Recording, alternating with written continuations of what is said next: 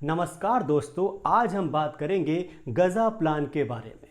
गजा plan के बारे में लगातार न्यूज़ में चर्चा जारी है। मध्य पूर्व का यह छोटा सा इलाका गजा पट्टी दशकों से संघर्ष और विवाद का केंद्र रहा है। लेकिन आखिरकार ये गजा प्लान क्या है? इसे लेकर इजराइल, फिलिस्तीन और अंतर्राष्ट्रीय समुदाय की सोच में क्या फ़र्क है?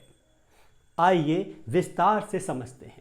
सबसे पहले समझते हैं कि गजा पट्टी की पृष्ठभूमि बैकग्राउंड क्या है। आपको बता दूं कि गजा पट्टी भूमध्य सागर के किनारे एक छोटा सा इलाका है। यहाँ करीब 20 लाख से ज़्यादा लोग रहते हैं। 1948 के बाद यह इलाका लगातार युद्ध और शरणार्थी संकट से जुड़ा रहा है।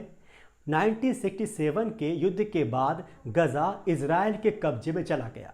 आज भी यह इलाका हमास और इजराइल के संघर्ष का केंद्र है। चलिए अब समझते हैं कि ये गजा प्लान क्या है। गजा प्लान अलग अलग समय पर अलग अलग संदर्भों में सामने आया है। सीधी भाषा में गजा प्लान का अर्थ है गजा पट्टी में शांति और स्थिरता लाने के लिए बनाए गए सुरक्षा और राजनीतिक प्रस्ताव। लेकिन अब तक कोई भी योजना पूरी तरह सफल नहीं हो पाई है क्योंकि जमीनी हालात बेहद जटिल हैं। गजा प्लान को हम 4 पॉइंट्स में समझ सकते हैं। पहला पॉइंट है सुरक्षा जोन, सिक्योरिटी जोन।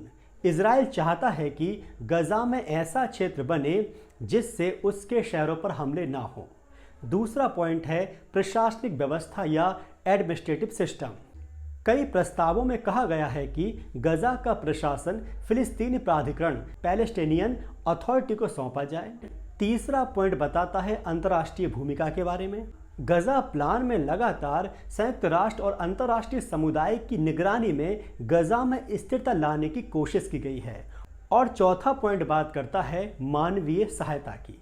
इसके अंतर्गत गजा में बिजली, पानी, रोजगार और शिक्षा जैसी बुनियादी सुविधाओं की व्यवस्था करने की बात कही गई है। लेकिन हर बार राजनीतिक मतभेद, हिंसा और अविश्वास की वजह से यह योजना अटक जाती है।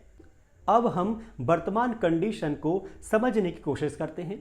दरअसल हमास गजा में सत्ता में है और इजराइल इसे आतंकी संगठन मानता है।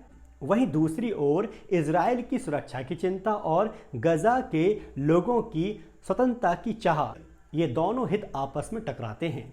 इसके साथ ही मिस्र, कतर और अमेरिका जैसे देश अक्सर गजा प्लान के लिए मध्यस्थता की भूमिका निभाते रहते हैं।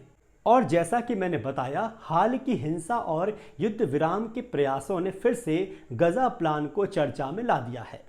अंतर्राष्ट्रीय स्तर पर गजा प्लान का मतलब सिर्फ इजराइल और फिलिस्तीन नहीं बल्कि पूरे मध्य पूर्व की स्थिरता से है।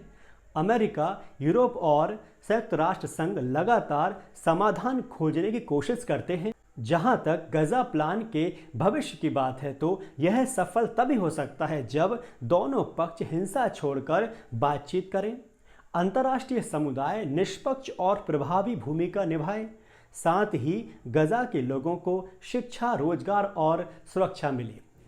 इन सब के बिना इस इलाके में संघर्ष को रोकना लगभग नामुमकिन है। तो दोस्तों, गजा प्लान सिर्फ एक राजनीतिक प्रस्ताव नहीं बल्कि लाखों लोगों की उम्मीद और भविष्य से जुड़ा हुआ है। आपको क्या लगता है, क्या कभी गजा में स्थायी शांति आ पाएगी? कमेंट में अपनी राय जरूर लिखिएगा। तो मिलते हैं अगले वीडियो में।